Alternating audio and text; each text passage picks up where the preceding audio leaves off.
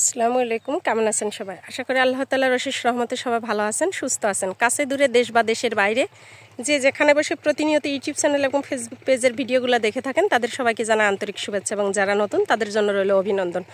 তো আমি এই মুহূর্তে যে একটা ফসলের মধ্যে আসছি, ফসলের ক্ষেতে। তো এটা হচ্ছে যে পেঁয়াজ ক্ষেত। পেঁয়াজের তো দেখতেই পাচ্ছেন পেঁয়াজগুলা, এখানে যে বিলটা, এই বিলটার মধ্যে কিন্তু পর্যাপ্ত পরিমাণে পেঁয়াজের চাষ করছে। তো এইটা যে পেঁয়াজ, এই পেঁয়াজটাতে কিন্তু কালি হবে না। এই যে পেঁয়াজ, এগুলাতে কালি হবে না। এটা হচ্ছে দানার পেঁয়াজ বলে, এটাতে কালি হয় না। আর এই যে কালি হবে, যে এই পেঁয়াজটা থেকে, এই পেঁয়াজটা কিভাবে তৈরি, উৎপত্তি হলো, এটাও কিন্তু আজ এই ভিডিওটার মধ্যেই আপনারা জানতে পারবেন। তো এইখানে যে আমার এইখানে দেখতে পাচ্ছেন কিন্তু প্রচণ্ড পরিমাণে দেখেন ফুল আর ফুল, ফুলের সমারোহ। একটু আইডিয়া করে বলেন তো ফুলগুলা কিসের হতে পারে?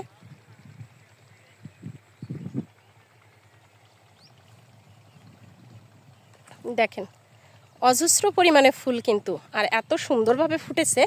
তো বলি এবার আমি, এই ফুলটা হচ্ছে আপনার পেঁয়াজ। এই যে পেঁয়াজটা দেখতে পাচ্ছেন, এই পেঁয়াজ, এটার কিন্তু এখানে কিন্তু দুই ধরনের পেঁয়াজ চাষ হয়। একটা হচ্ছে ছোট ছোট যে পেঁয়াজগুলো আছে, এই যে দেখতে পাচ্ছেন, এরকম ছোট ছোট পেঁয়াজ কিন্তু লাগানো হয়। যে পেঁয়াজটা লাগানো হয় সেটাতে কিন্তু আপনার হচ্ছে কালি হয়। আর যে এমনি এখন যে পেঁয়াজটা লাগানো হয়েছে, শুধুমাত্র পেঁয়াজের গাছ যেগুলা লাগায়, চারা রোপণ করে, অর্থাৎ যেগুলা, সেগুলা থেকে কিন্তু কালি হয় না। এগুলা মুড়ি কাটা, দানার পেঁয়াজ বলে, আর মুড়ি কাটা পেঁয়াজ বলে। তো বিভিন্ন জায়গাতে হয়তো বা বিভিন্ন রকম বলতে পারে। তো আমি এই মুহূর্তে যে ক্ষেতটার মধ্যে দাঁড়িয়ে আছি, এটা হচ্ছে যে আপনার এই যে ছোট্ট ছোট যে পেঁয়াজের গাছগুলো দেখালাম, ওই পেঁয়াজগুলোই কিন্তু এইখান থেকে তৈরি হয়। অর্থাৎ এর বীজটা এখান থেকে তৈরি হয়। আর এটা কিন্তু আপনার হচ্ছে যে মুড়ি কাটা যে পেঁয়াজটা ওঠে, অর্থাৎ ওই পেঁয়াজ, অর্থাৎ কালির পেঁয়াজ, এক কথায় কালি যেটাকে বলে। কালিতে দেখেন এখানে কত বড় বড় কালি দেখছেন, পর্যাপ্ত পরিমাণে কিন্তু কালি। আর এই কালির মাথায় কিন্তু এগুলা ফুল, এগুলাকে বলে পেঁয়াজের কদম, অর্থাৎ পেঁয়াজের ফুল। তো এত সুন্দরভাবে ফুটেছে দেখেন, মাশাআল্লাহ। আর এই জমিটা থেকে কিন্তু পর্যাপ্ত পরিমাণে, শুধু এখানে একটা জমি নয়, একটু লক্ষ্য করেন ভিডিওটাতে, পুরা মাঠকে মাঠ শুধু এইটাই চাষ করছে। দেখেন একটু লক্ষ্য করে দেখেন, আর দেখতেও বেশ সুন্দর লাগছে। এই ক্ষেতগুলা অনেক সুন্দর, যেদিকে চোখ যায় শুধু এগুলাই, চোখ জুড়িয়ে যাচ্ছে, মন জুড়িয়ে যাচ্ছে। তো যাই হোক, এই যে ফুলটা দেখতে পাচ্ছেন, এই ফুলটা থেকেই কিন্তু আপনার আবাদ হয়।